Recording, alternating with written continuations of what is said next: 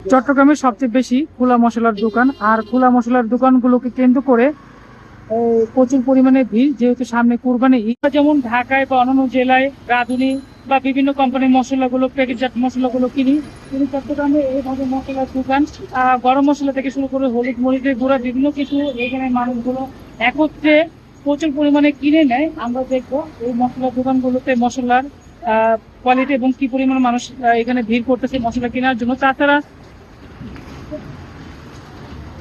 এখানে কিন্তু আরো অনেক মশলার দোকান আছে, বিশেষ করে এই জায়গাটা ঘিরে তার সামনে হট মার্কা, তারপরে সামনে উস মার্কা মশলার দোকান আমি যতটুকু খেয়াল করলাম।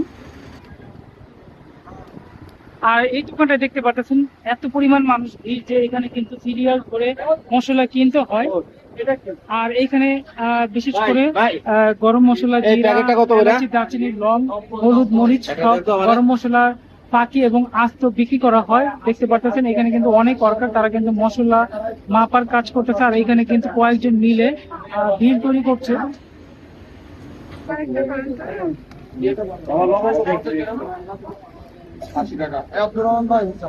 দর্শক, এই যে আমি নিয়ে নিলাম এইখান থেকে মশলা, যেহেতু চট্টগ্রামে মশলা সবচেয়ে বেশি চলে, আর ওই মার্কেট থেকে মশলা সিরিয়াল ধরে নিলাম। দেখতে পাচ্ছেন এই জায়গার অবস্থা।